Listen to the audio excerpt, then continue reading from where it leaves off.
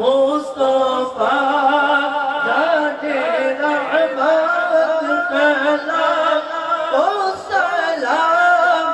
রাঙ্গুনিয়া উপজেলার পোমরা ইউনিয়নের দক্ষিণ পোমরা কাদেরিয়া পাড়া এলাকাবাসী ও প্রবাসীদের উদ্যোগে যশনে জুলুসে ঈদে মিলাদুন নবী উদযাপন উপলক্ষে মিলাদ মাহফিল মঙ্গলবার 1 অক্টোবর রাতে অনুষ্ঠিত হয়েছে। সৈয়দ মাওলানা রুহুল আমিন আল কাদেরীর সভাপতিত্বে মাহফিলে প্রধান অতিথি ছিলেন হাফেজ কারি মাওলানা মোহাম্মদ নঈম উদ্দিন নঈমী ভান্ডারী। উদ্বোধক ছিলেন মসজিদ পরিচালনা কমিটির সাধারণ সম্পাদক মোহাম্মদ জালাল উদ্দিন।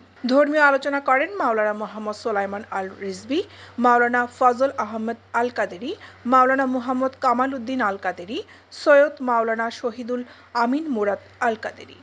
বিশেষ অতিথি ছিলেন সমাজের সর্দার মোহাম্মদ বাদশাহ, হোসেন আহমেদ, মাহবুব আলম চৌধুরী, ডক্টর মোহাম্মদ আইনাল, এস.এম. রুবেল, মোহাম্মদ ইব্রাহিম, মোহাম্মদ আফজাল প্রমুখ।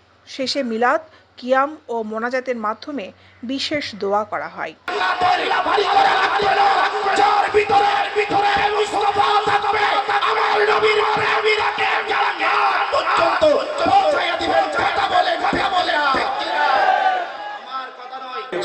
নিজের তরবারি বের করে বলেছিলাম, কেউ যদি আমার সামনে এসে বলো আমার নবী মারা গেছে, ইন্তেকাল হয়েছে, দুনিয়া থেকে বিদায় হয়েছে, আমি আমার তার সরকে আমি যেমন দিবানা মজনুন হয়ে গিয়েছিলাম।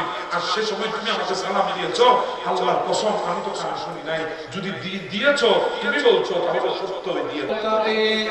والصلاة والسلام على رسول محمد وعلى بيته وعتراته أجمعين.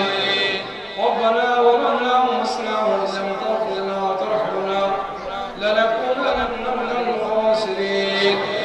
رب اجعلني مقيما ইয়া মাওলা সালাম আলাইহি। দৈনিক আজাদী নিউজ ডেস্ক।